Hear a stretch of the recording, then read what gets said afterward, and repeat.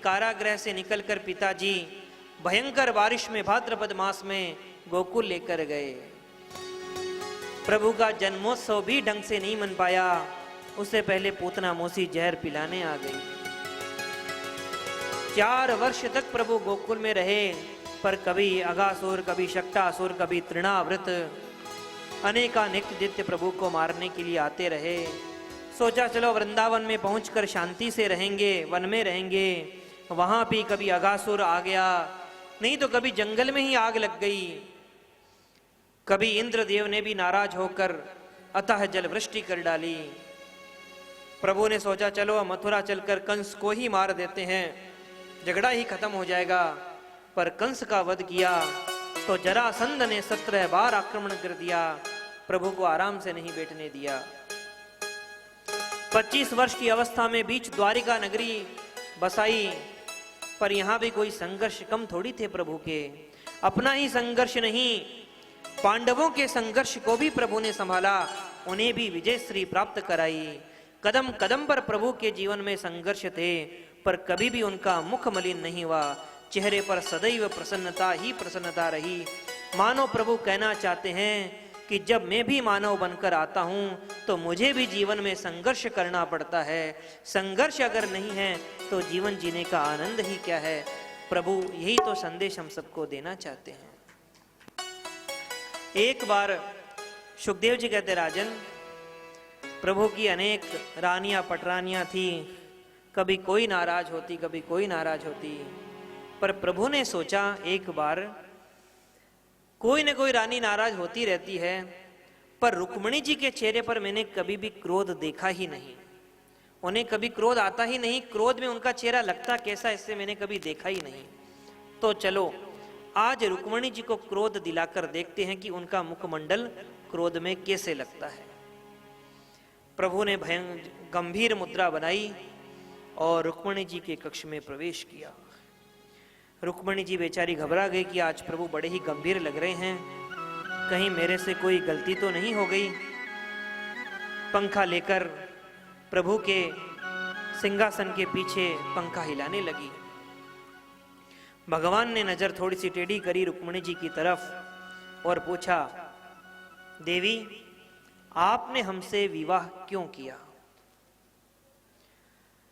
रुक्मिणी जी बेचारी घबरा गई। विवाह को इतने वर्ष हो गए, पुत्र हो गए, पौत्र हो गए, और आज प्रभु ने यह प्रश्न कैसे किया कि मेरे से विवाह क्यों किया? रुक्मिणी जी हम तो यह कहना चाहते हैं कि आपका और हमारा कोई मेल नहीं। जब मैं आपको देखता हूं तो ऐसा कोई भी गुण नहीं है जो आपके अंदर न हो। आप तो सर्वगुण संपन्न हैं, और जब मैं मेरे हृदय में झांक कर देखता हूं तो एक भी गुण मुझे अपने अंदर दिखाई नहीं देता। आप सोच रही होंगी कि गुणों को कौन देखता है? खानदान देखकर विवाह होता है, तो मेरा खानदान भी तो देख लिया होता। मेरे तो माता पिता का ही ठिकाना नहीं। कोई तो कहता है नंद बाबा यशोदा का लड़का है, कोई कहता है देवकी वसुदेव का लड़का है। अरे खानदान नहीं देखा तो चरित्र ही देख लिया होता। मेरा चरित्र तो कैसा है मैं क्या बताऊं, आपको भी पता है। जब बचपन में इतनी माखन चोरी करी, सब माखन चोर कहते। गोपियों के वस्त्रों को चुराया, कोई चिरचोर मुझे कहता है। अब आप सोच रही होंगी कि चरित्र की कोई बात नहीं, वीरता देखी जाती है। तो देवी हम तो इतने बड़े वीर हैं कि जब जरासंध हमसे लड़ने के लिए आया तो हम तो रणभूमि छोड़कर ही भाग गए। इतने तो हम डरपोक हैं, और बीच समुद्र में द्वारकापुरी हमने बसा ली। अब आप सोचती होंगी कि भाई जहां पर माता पिता विवाह करते हैं वहां विवाह करना ही पड़ता है। तो देवी वैसे भी आपके माता पिता ने तो आपका विवाह शिशुपाल के संग पक्का किया था। अब बेचारी बड़ी घबरा रही है रुक्मिणी जी कि आज प्रभु को क्या हो गया। और जब प्रभु ने अंतिम वाक्य कहा, देवी मैं तो कहता हूं अभी भी वक्त है, अभी भी कुछ नहीं बिगड़ा है। जैसे ये शब्द रुक्मिणी जी ने सुने, रुक्मिणी जी का पंखा दूर गिरा और बेहोश होकर जैसे ही नीचे गिरने लगी, भगवान ने चतुर्भुज रूप प्रकट करके 2 हाथों से रुक्मिणी जी को गोद में उठा लिया। एक हाथ से पंखा चलाने लगे, एक हाथ से जड़ छिड़कने लगे, और जब थोड़ी देर बाद में रुक्मणी जी को होश आया तो प्रभु जोर से हंसे और कहने लगी, वाह रुक्मणी, जीवन में पहली बार तो मैंने तुमसे मनोविनोद किया और तुम तो इतना डर गई। भगवान कहते, रुक्मणी, यही तो गृहस्थ जीवन का सबसे बड़ा आनंद है कि पूरी दिन भर में सारे प्रपंचों से छूटकर जब गृहस्थ व्यक्ति घर पर आता है तो अपने धर्म पत्नी के साथ ही मनोविनोद करके सारे के सारे संकटों से अपने आप को दूर पाता है। रुक्मणी जी को जब विश्वास हुआ कि प्रभु केवल हास्य परिहास कर रहे थे, तब रुक्मणी जी ने कहा, प्रभु आपने जो भी बात कही है वो कोई गलत नहीं कही, सारी की सारी सही कही है। भगवान कहने लगे, रुक्मणी जी, पहले तो मैं परिहास कर रहा था, अब आप मुझसे कर रही हैं। रुक्मणी जी कहती है, नहीं प्रभु, जो जो बात आपने कही है वो सारी सही कही है। आपने कहा आपके अंदर कोई गुण नहीं, तो प्रभु सारे के सारी श्रुतियां उपनिषद यही तो कहती है कि तीन ही तो गुण होते हैं, सत्व गुण, रजगुण और तमोगुण। आप तो तीनों गुणों से परे हैं, इसीलिए सारी की सारी श्रुतियां आपको त्रिगुणातीत कहती है। और आपने कहा आपके माता पिता का ठिकाना नहीं। प्रभु, जब सारी की सारी श्रुतियां नेति नेति कहकर आपको पहचानने में मौन हो जाती है, जब आपके स्वरूप को नहीं पहचान पाती, तो आपके माता पिता को कौन पहचान पाएगा। आपने कहा आप चोरी करते हैं, आप चोर हैं। सही कहा प्रभु, क्योंकि जब तक आप अपने भक्तों के, सांसारिक जीवों के पापों की अगर चोरी न करें तो जीवों का कल्प कल्पांतर, युग युगांतरों तक भी कल्याण होने वाला नहीं है। इसीलिए आप तो चोर ही नहीं, चोराग्रगण्यम पुरुषम नमामि, चोरों के भी अग्रगण्य हैं जो कि जीवों के पापों की चोरी करते हैं। सुंदर तर्क दिया और कहते, प्रभु आपने कहा आप बीच समुद्र में रहते हैं, तो जिन भक्तों का हृदय पूर्णतया निष्काम निर्मल है, उन्हीं भक्तों के हृदय में ही तो आपका वास है। जब सूरदास जी रात के समय में जंगल पार कर रहे थे लाठी लेकर, बहुत बड़ा खड्डा आ गया, दिखता नहीं सूरदास जी को। प्रभु ने सोचा कि कहीं बाबा गिर न जाए, तुरंत आया और हाथ पकड़ लिया और किनारे कर दिया। अरे बाबा कैसे चल रहे हो, कितना बड़ा खड्डा है। और प्रभु हाथ पकड़कर सुदामा जी को लेकर चलने लगे। सूरदास जी ने सोचा कि भाई ये कौन है जो रात को 12 बजे इतनी अंधेरी रात में, इतनी तेज बारिश में मेरे साथ चल रहा है। पूछा, भाई कौन हो? तो बालक ने कहा, भाई मेरा नाम गोपाल है, मेरी गायें खो गई है इस जंगल में, इसलिए ढूंढने के लिए निकला हूं। सूरदास जी समझ गए कौन है और झट से हाथ तेज से पकड़ लिया। प्रभु समझ गया मैं आपको, आप कौन है। लेकिन प्रभु ने जोर का झटका लगाया और हाथ छुड़ाकर चले गए। सूरदास जी कहते, प्रभु हाथ छुड़ाकर जा सकते हो, हाथ छुड़ाए जात हो निबल जान के मोह, पर जब हृदय से जब जाओगे मर्द बंधु गोतोए। हाथ छुड़ाकर जा सकते हो, पर मर्द तभी मानूंगा जब मेरे इस हृदय भवन से निकलकर चले जाओगे। भक्त इसी भावना पर प्रभु को भी चुनौती दे देते हैं और प्रभु का हास परिहास सदैव चलता रहता था, पर कभी भी इनके मुखमंडल पर उदासीनता नहीं आई। यह तो प्रभु द्वारकाधीश बनकर ये लीला करते हैं। और जब प्रभु ब्रज में थे, ब्रज मंडल में रहते थे, तब भी प्रभु गोपियों के साथ में, राधा रानी के साथ में हास परिहास करते थे। तब सारे के सारे स्वर्ग के देवता भी प्रभु के इस रूप को देखकर, स्वभाव को देखकर आश्चर्यचकित होते थे और आनंदित हो उठते थे। आइए प्रभु की उस झांकी में भी प्रवेश करते हैं जब प्रभु यही हास परिहास ब्रजमंडल में करते थे।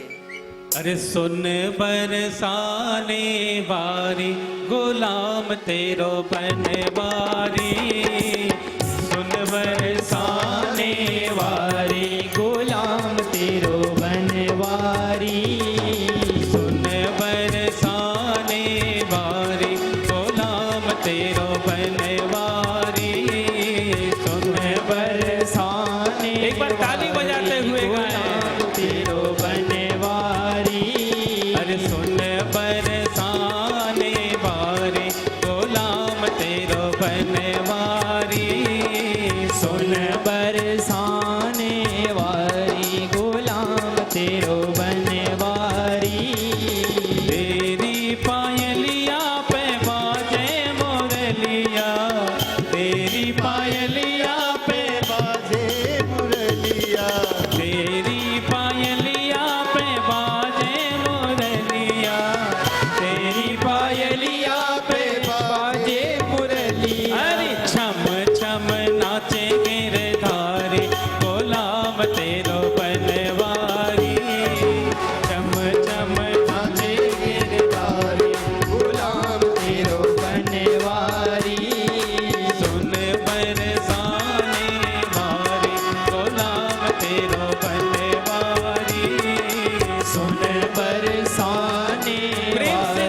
गुलाम ताली बजाते तेरो हुए। बनवारी।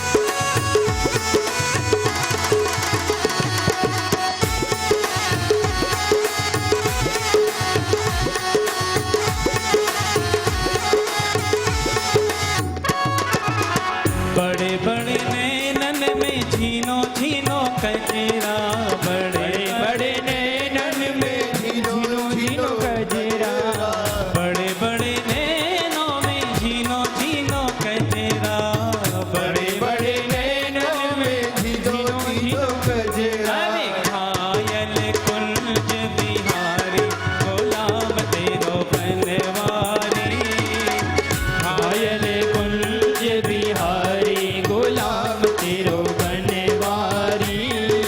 सुन बरसाने वारी गुलाम तेरो बनवारी, सुन बरसाने वारी गुलाम तेरो बनवारी।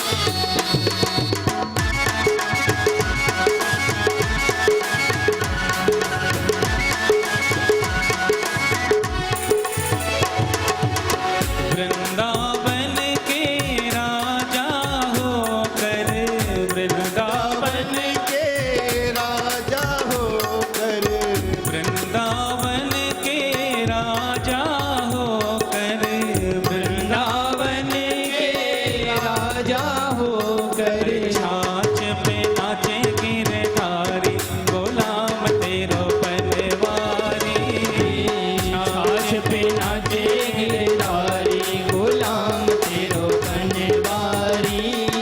सुन बरसाने वारी गुलाम तेरो बनवारी, सुन बरसाने वारी गुलाम तेरो बनवारी।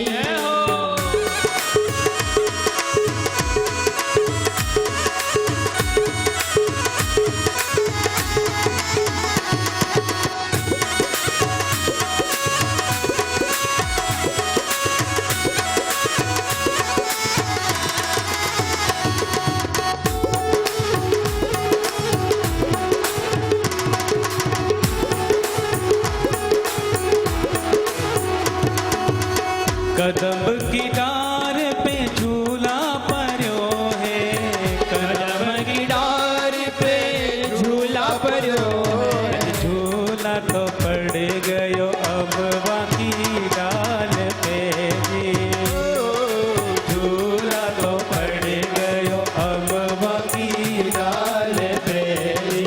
अजी कोई सावन में, अजी हम कोई सावन में झूलेंगे झूला, साथ झूला तो पड़ गया अब बाकी डाल पे जी। ताली बजाते हुए कदम की डार पे झूला पर्यो है, कदम की डार पे झूला पर्यो है, कदम की डार पे झूला पर्यो है, कदम की डार पे झूला पर्यो है। छोटा देव बिहारी गुलाम तेरो बनवारी, छोटा देव बिहारी गुलाम तेरो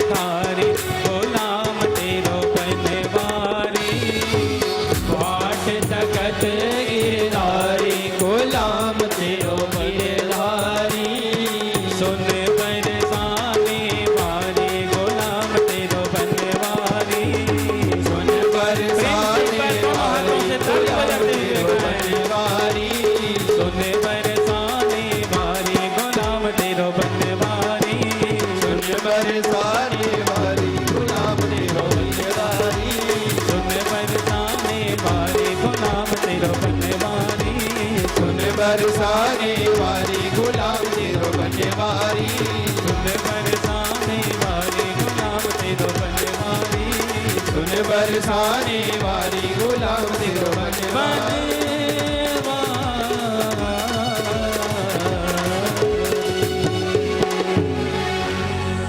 बोल द्वारकाधीश भगवान की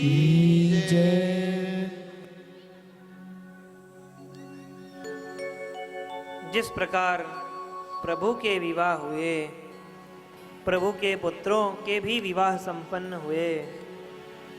रुक्मणी जी और प्रभु श्री कृष्ण के पुत्र का नाम था प्रद्युम्न। इन्हीं प्रद्युम्न के पुत्र हुआ अनिरुद्ध, जो कि भगवान का पौत्र है। इसके 2 विवाह हुए। दोनों ही विवाह में भीषण संग्राम हुआ। सुखदेव जी कहते, राजन, अनिरुद्ध के एक विवाह में तो भगवान शंकर और भगवान श्री कृष्ण के बीच में ही भयंकर युद्ध छिड़ गया। परीक्षित को आश्चर्य हुआ, गुरुदेव, भगवान शिव शंभु और श्री कृष्ण का युद्ध कैसे हुआ? महाराज, मेरी भी सुनने की बड़ी उत्कंठा है। सुखदेव जी कहते, राजन, एक बाणासुर नाम का दैत्य था, जो राजा बलि का पुत्र था। बाणासुर इतना बड़ा ये योद्धा था, इसकी 1000 भुजाएं थी। भोलेनाथ का भक्त था और एक बार कैलाश पर्वत को ही उठा लिया और कहा, भोलेनाथ, मैं आपसे युद्ध करना चाहता हूं। भोलेनाथ ने कहा, मेरे से ही तूने सारी शिक्षा दीक्षा और आशीर्वाद प्राप्त किया और मुझसे युद्ध करता है? जा, ये ध्वजा ले जा और अपने नगर के महल के मुख्य द्वार पर लगा देना। जिस दिन ये ध्वजा टूटकर गिर जाएगी, समझ लेना आज तुझसे कोई लड़ने वाला तेरे से भी बड़ा वीर आ गया है। और वह बाणासुर ध्वजा अपने महल के बाहर लगाता है। और उसी बाणासुर की पुत्री उषा, स्वप्न में अनिरुद्ध का दर्शन होता है और अपनी सखी चित्रलेखा से कहती है कि मुझे उन्हीं से विवाह करना है जिनका दर्शन मुझे स्वप्न में हुआ है। चित्रलेखा बड़ी ही ज्ञानी होती है। रात में ही अनिरुद्ध को पलंग सहित द्वारिका से उठाकर बाणासुर की नगरी शोणितपुर लेकर आती है और